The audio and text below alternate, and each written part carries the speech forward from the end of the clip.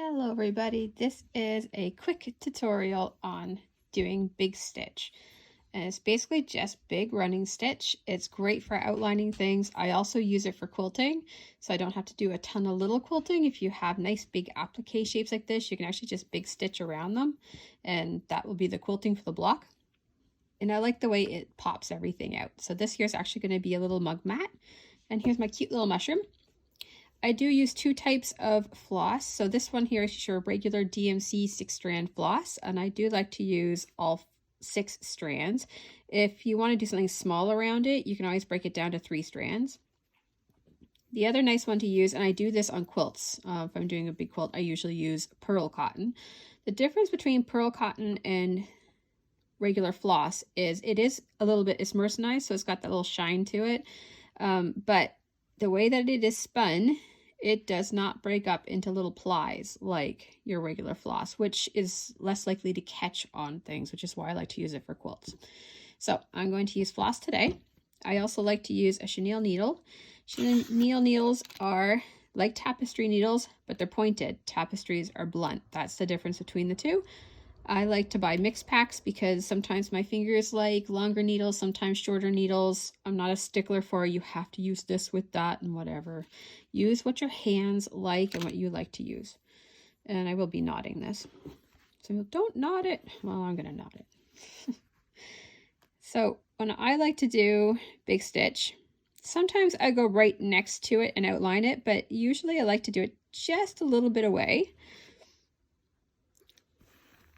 And that way, and make a nice big long stitch like that, and you can just catch a little tiny bit. You see that?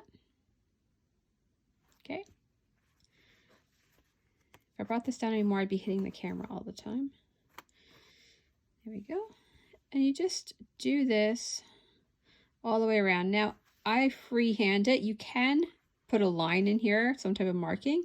I would recommend either an air erasable or a water erasable.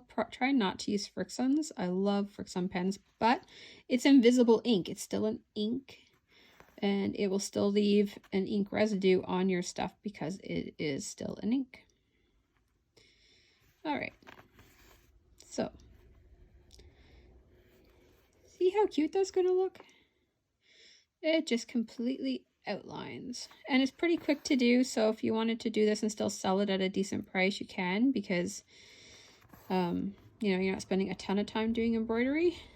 Remember, the more work you put into your product, the more you need to sell it for, so don't overdo yourself.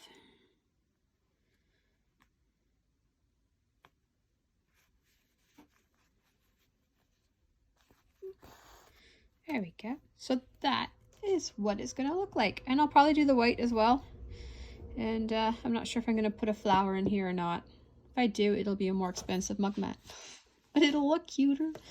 So that's that. And usually when they're done, this here is a piece of English paper piecing, and I just had a piece of this cute little flower. I had nothing to do with the finished piece, so I stuck it on a block basically and just appliqued it down. I hand sewed it all down, and then I just went around with big stitch in the middle. I did it right here, there I did it here, and I have to finish the hoop and everything, but it makes a very, very cute little wall decoration if you have any extra little blocks.